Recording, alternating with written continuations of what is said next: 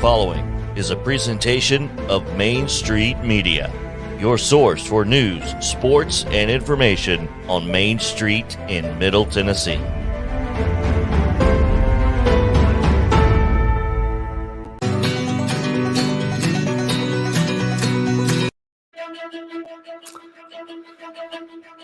Hello, everyone, and welcome back to another week of the Sumner County Sports Show. Joining me, as always, on the ones and twos behind the scenes is our good producer, Justin Kulik, soon-to-be award-winning producer. I am Zach Womble, and boy, do we have a jam-packed show for you today, highlighted by Station Camp girls soccer coach Jeremy Cook, who will join us later on in the show. Before we do any of that, though, we want to ask you to please like, subscribe, and rate the show. I got to get out of calling it a podcast. We're transitioning to it actually being an actual show now. But rate the show wherever you may be listening. You can follow us on YouTube at Main Street Media TV and download our app, Main Street Media TV, on Roku, Amazon Fire, and Apple TV. You can also listen to us on Spotify, Apple, and Google, and more. So there's plenty of ways to find us. And that's how you can do so. And as always, a huge thank you to the fans who tune in each and every week. Your support is greatly appreciated. We kick off this Wednesday show with three big things. One of our big things, or I should say two of our big things revolve around Station Camp High School. The other is our football slate. But the first one being Station Camp winning the District 9-3A volleyball championship yesterday on Tuesday at Gallatin High School. And, obviously, it's great to win a district championship in any sport in any season, but just adding to the greatness of it all is this is their sixth straight district tournament championships for Station Camp High School and Molly Yarborough. They defeated Gallatin High School 3-1 in a game and in a season in which you weren't sure if Station Camp was going to bring home that title like they had in the previous 5 seasons. This is a program that won 57 straight district matches between losses. Their only loss this season came to that same Gallatin team back on September 1st. Like I said, that loss snapped a 57-match win streak dating all the way back to 2016 when Station Camp lost 3 times during the regular season to Portland, Mount Juliet, and Beach, if I remember that correctly. But then lost in the district tournament, didn't make the region. And then once 2017 rolled around, they kind of began this dominance of, if you will, of their district and of their region. And so they've been to the state tournament twice in that span. They've been to the sectionals, it seems like every year in that span. And so, for them to graduate as many seniors as they did last year, really only 3 players from last year's team had been in those situations, had been in those moments, had been in those big games and knew what it felt like to win those games. And so it's kind of a new team this year, and to go through the year 7-1, rebound, refocus after that loss to Gallatin, and win the district tournament championship is something to clap your hands for.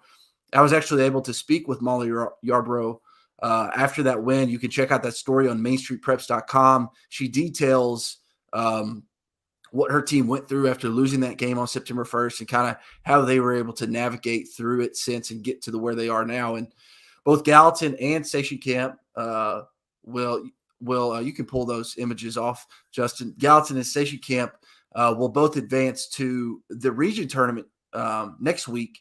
We think it's at Hillsboro. I'm not totally sure, but I haven't seen the final of Hillsboro and McGavick or who's going to win that district yet. It's likely going to be at Hillsboro because I know they were undefeated in district regular season play, but not 100% fact yet. So we're not reporting where it is yet. So it's still to be determined. And, I know the loss is tough for Gallatin, but I don't want this season to get lost on them. They went 5-2 this regular season. They tied Portland for second in the regular season. They actually beat Portland in the semifinals to advance to the district tournament championship. So to get to a region tournament for the first time in what seems like a really long time for Gallatin, for Emily Ingham to lead her team to that is something to be commended for as well. And so, these are 2 teams, Station Camp and Gallatin, who I think stand a really good chance to once again play each other for a region title and move on to a sectional round game. And once you get to sectionals, anything can happen because that means you're just 1 game away from the state tournament. So shout out to Station Camp for winning the District 9-3 volleyball championship. Our second big thing are our football slate this week. We've only got a few games as everybody's kind of enjoying fall break. I'm going to quick hit those because we've got to get to our interview with Jeremy Cook, who is also part of our three big things. So that kind of segues into that. But our second thing, our football slate this week, is really highlighted by Beach and Springfield. Beach 5-1 on the season, Springfield 6-1. Springfield, their only loss came last week against a really good Henry County team. Team beat earlier this season, but Henry County beat them in overtime. And so, I know Springfield is going to be a really good team. Dustin Wilson does an incredible job, as good of anyone, a coach in the state of Tennessee. So that's going to be a really good game on Shackle Island. So if you're looking for a game to go to this Friday night, I would look at Beach in Springfield. And then Hendersonville, Shelbyville. Shelbyville has not won a game this season. Hendersonville's kind of trying to get back on track. Liberty Creek hosts a team out of Kentucky. I don't really know what to say about that. Crittenden County.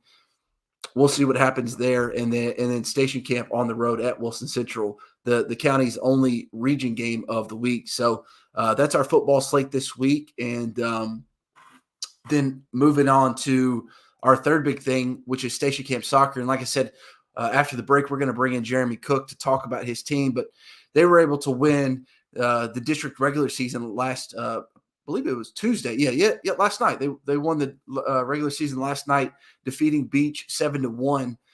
Made them 3-0 in the district, defeating Gallatin, Hendersonville, and Station Camp. So they've won the regular season. Now all the tournament games will be played at Field of Dreams, which is Hendersonville's home park, which is Russ Plummer Stadium, unofficially Russ Plummer Stadium, at Drake Creek Park. So starting next Tuesday, which is the 11th, and then the championship will be the 13th, which is next Thursday.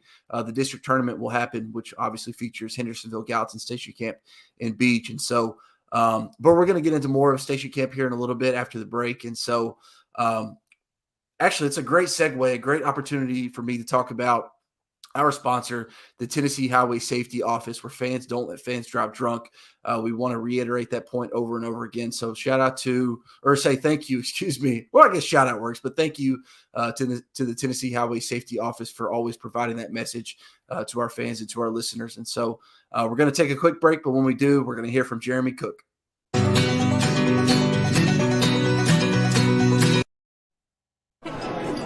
It's just a few cocktails at happy hour. It was just a few cocktails at happy hour. You really good try. There aren't any cops around. I didn't think there were any cops around. I drink and drive all the time. Sir, you've been in a serious crash. I need you to hang on, okay? It was just a few drinks. I'm good. I thought I was good. After every game, we always have a few. It's no big deal. It was no big deal. Hey, I can hold my liquor. I thought I could hold my liquor.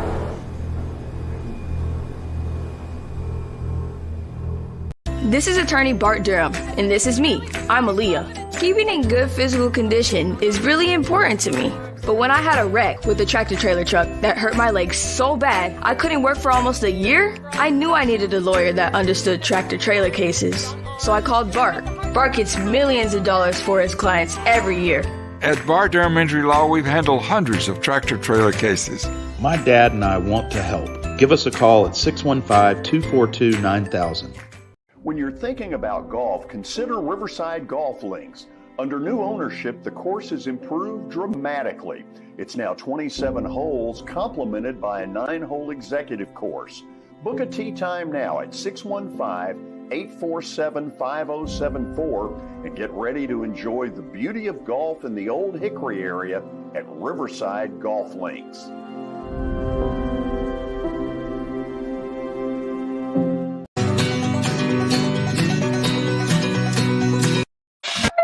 And just like that, we're back. And we promised you that we would bring in Station Camp girls soccer coach Jeremy Cook to the show. Coach, it's my understanding you're joining us from a golf course. Is that true? Actually, we just made the turn, so it's a good time to stop and be able to talk to you, man. How's the front nine going? First hole was pretty bad. I'm not gonna lie, but after that I got together, so it's been pretty good. I got the son out here, so he's enjoying it. It's his first time playing. More about having a good time today.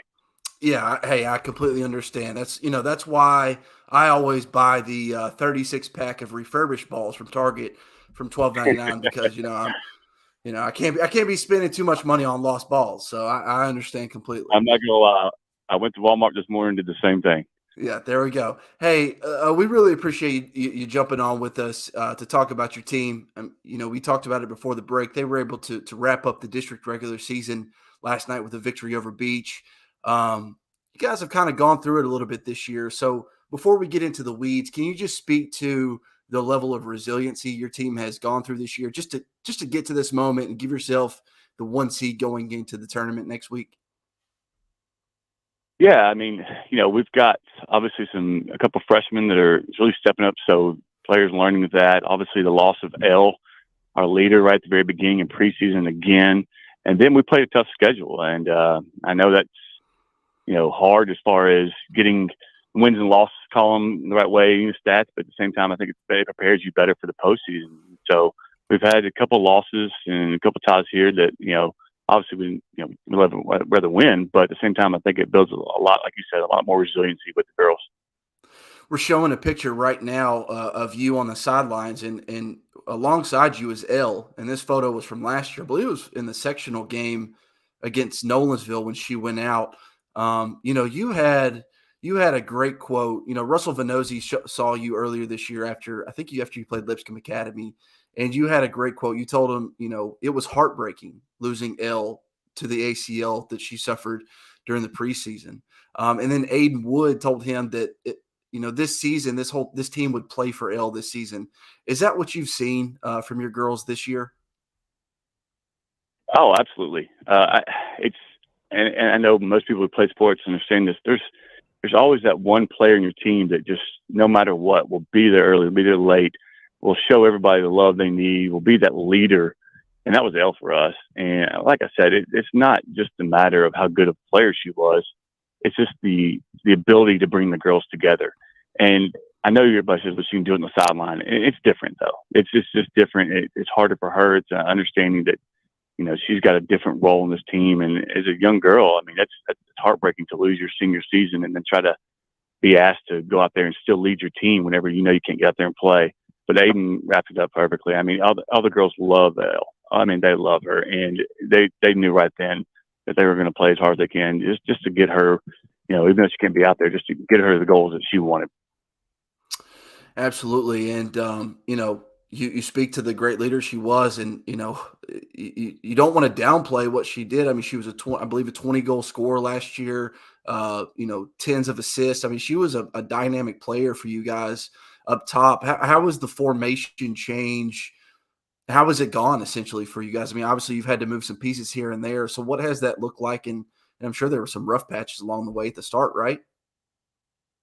Oh yeah, absolutely. I mean, we're trying to figure that out early on, and unfortunately, it was we start the season that way too. But at the same time, like I think it allowed a couple other girls to step up, right? And we found out early that there was two different players that we could put in that position depending on the type of team we're playing. Brawley's been stepping in, playing that 9 role, what we call center striker. Is a good player to find her feet, and then she can distribute the ball. And then Emery's little sister, Mallory Springs, she's done a great job because she's another one of those explosive players that we can just put up there and allow her to go forward at people. So it depends on the type of team you're playing, but we can put both of them in there. 12-2-3 on the year. So your record looks really good. And you're right. If you go through the schedule, I mean, there's a lot of hard opponents on there. And we'll get to the good here in a minute, but I want to look at maybe not the bad, but just maybe not the good for a moment. You've got your ties with Father Ryan, Dixie Heights in a tournament. I don't know. First off, where is Dixie Heights from? How do you even categorize a tie like that? But really, your losses to Nolensville, a team that you saw in the sectionals last year, and then to USJ, 6-0 loss. That's tough.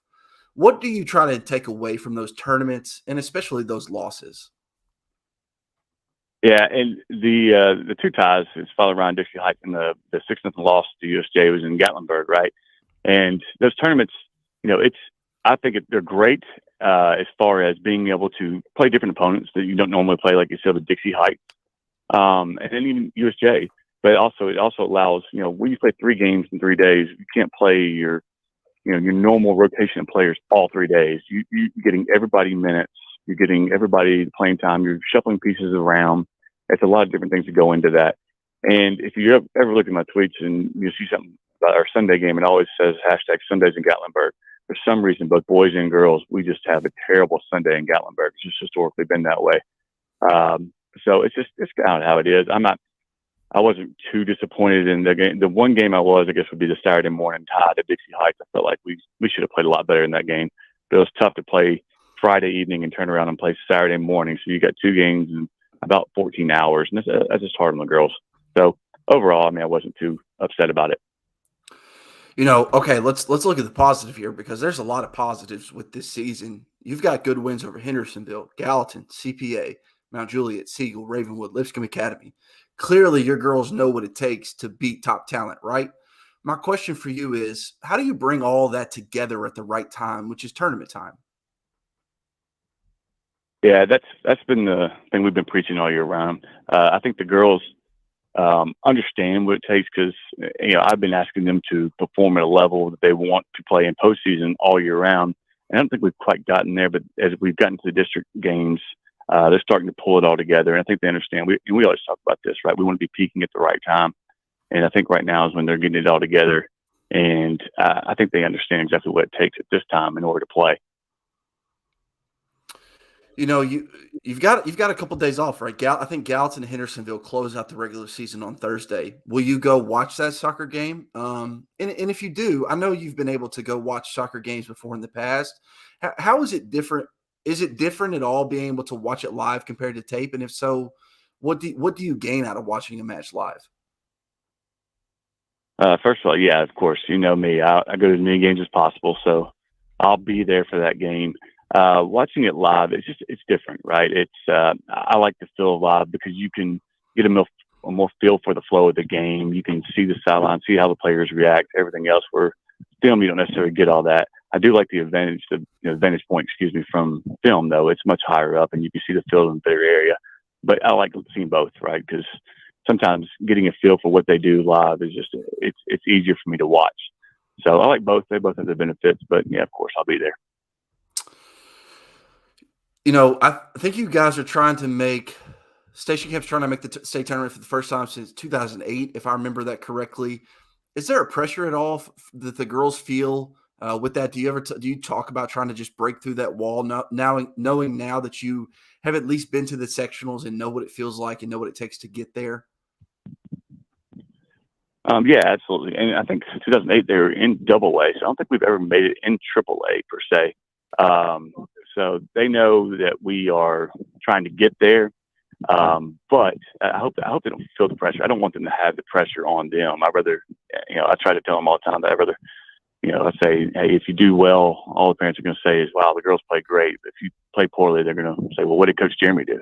So I'm trying to make them understand the pressure is not on them, but they just need to go out there and have a good time and enjoy the moment. Because if they can accomplish that goal of getting the state tournament the first time AAA, it's going to be amazing. Because at the same time, and this is maybe something you're going to bring up later, but look at the enrollment numbers. We're down to 1107, which means we'll probably be down in AA. So to have your last year in AAA and then go to a state tournament and make a run, that would be fantastic for these girls, especially for these seniors.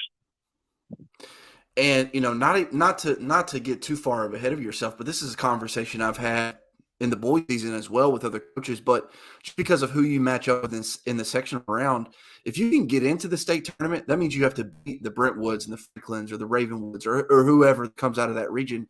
If you're good enough to beat them, you're good enough to win it all, right? Is that kind of how you guys feel and how you guys talk? Always, because those teams are always some of the best teams in the state. Of course, Bearden and Houston are doing phenomenal this year.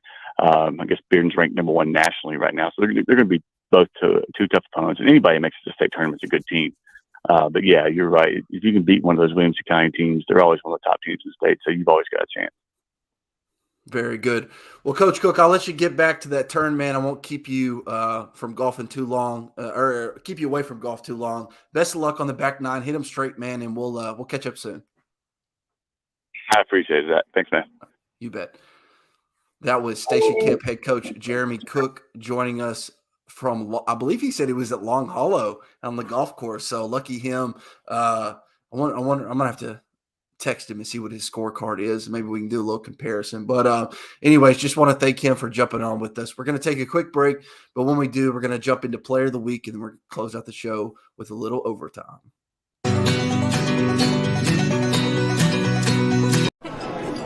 It's just a few cocktails at happy hour. It was just a few cocktails at happy hour.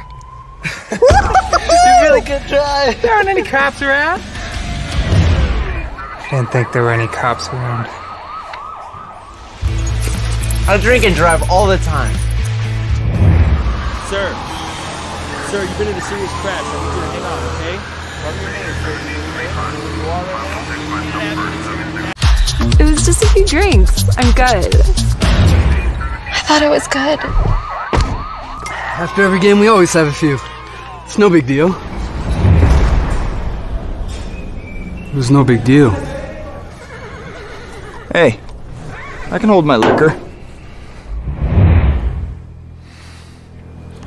I thought I could hold my liquor.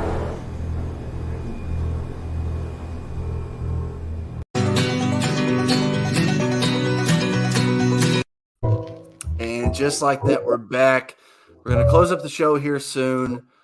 But before we do that, we've got to hand out our Player of the Week award, something we always love to do here at Main Street Preps. And that is, you see the picture right there. That is Portland senior Freddie Paxton. Listen, Freddie Paxton is a three-sport athlete at Portland High School, whether it's football, basketball, baseball. He kind of does it all. And on Friday night, he kind of wrote himself into the record books at Portland High School. He finished the 28-14 win over Kenwood with 17 carries for 82 yards and another catch for 28 yards. But in the first quarter, and I believe this is the photo right here, he surpassed 3,000 career all-purpose yards with a 90-yard kickoff return for a touchdown. So he was our Sumner County Player of the Week this week, Freddie Paxton. You can also vote for Freddie Paxton over at MainStreetPreps.com for our Main Street Preps fan-voted Player of the Week for Week 7. And so Portland is off this week, but Freddie Paxton, quite the athlete, rushing for 82 yards, catching another pass for 28 yards, a 90-yard kickoff return for 6, gets him over 3,000 career all-purpose yards at Portland High School. So when he's not making plays on the football field, he'll be making plays on the basketball hardwood and then on the baseball diamond. So I believe this is the first time we've honored Freddie this year with our Sumner County Player of the Week, but certainly well-deserved. If I may interject here real quick. Sorry, Zach. I know I usually don't do this, but number 11, how far off he is from tackling that guy. Yeah. It's just abysmal. I just wanted to point that out. Well, okay. Thank you for pointing that out. It's maybe Freddie just like what I think happened. You know what I think happened, Justin.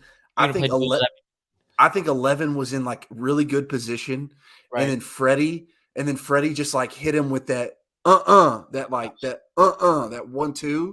While you know he was what I mean? Right, while 11 was already initiating the tackle. Exactly. Right. Like he was going in, and then like Freddie just hit him with that boom boom, that that quick 1-2, and 11's just trying to recover, and he's making a great effort at it. He's right. But I think Freddie just maybe had maybe had just a little bit too much sauce for number 11, and so he was just it was probably a good effort. You're right. Yeah, I think it was a good effort. Just Freddie, you know what I'm saying? Just hit him with that 1-2, and then raced 90 yards for the score. And let me tell you this, Freddie, he has got plenty of touchdowns in his career at Portland High School, whether receiving, whether rushing, or on kickoff or punt returns. That guy is electric with the football in his hands. I think even as like a sophomore, or maybe he was just a junior. But he was like my Sumner County first team return man of the year because he had several touchdowns and like lots of yards. He's just a really good athlete. And so, I just think he hit 11 with that 1-2 and 11, just trying to make the late adjustment and just couldn't get there. So that's what I think happened. Had the edge, just couldn't make the tackle. Yeah, just I think Freddie just maybe was a little bit better athlete, right, in that moment, right? Just in that moment. I'm sure his teammates, 11's teammates, picked him up and tapped him on the helmet and said, "Hey, good effort." None of us would have gotten that. Literally nobody else touched him. So, yes. I mean, when you're going back on Saturday morning to check the film, check the tape, eye in the sky, because it doesn't lie, right? Right. And nobody touches him. It's like, hey, maybe he just he just hit us with it, Exactly. Someone's got to be the poster, and I guess it's got to be 11. We got to clip this segment, honestly. I think this might be the greatest Player of the Week segment in the history of the Player of the Week segments. Absolutely. It'd be unfortunate if it went viral for number 11. But you know what? We're lifting him up. We're lifting up his spirits. So maybe they'll look at it the other way around instead of how horrible it looks. Justin's handing out thoughts and prayers, essentially, is what. Exactly. I'll word it whenever I tweet it in a very endearing way to a number 11. There we go. So again, congratulations to Freddie Paxton on that award. Again, please go over to mainstreetpreps.com right now and vote for Freddie in our Main Street Preps fan voted poll. I believe you have until the end of tonight, I think midnight, to get your votes in. And so, hey, I believe all you got to do is give an email address. Everybody's got an email address. Just give us an email address and you can vote as many times as you want. So congratulations to Freddie Paxton. And then our last topic, what do you think? I mean, what do you think? It's been Tennessee football. It was Tennessee football before that, and it's Tennessee football again. I wore this shirt not because that's what I'm doing today. I had a meeting earlier today, so I had to throw on a collared shirt, and this was the best. Honestly, it's the best collared shirt you have because it's game week, and hey, they're 4-0. But just to build on that. I know I've been living in bliss the last week, but in all seriousness, this one's going to be a tough one Saturday night. I just want to go on the record that it's going to be tough. It's going to be Tennessee's toughest game, toughest opponent, toughest environment. And if they come out with a victory at LSU, they're really going to earn that one. And that's going to be another like, man, yes, Justin. Billy tried to do me dirty a couple weeks ago. And what George Plaster said was, quote, the redneck version of Rocky Top with the banjos, the original. But he doesn't know that I love that version of Rocky Top by the Osborne Brothers. So, all versions of Rocky Top are great. That's a great one. I love the original. I love the banjo.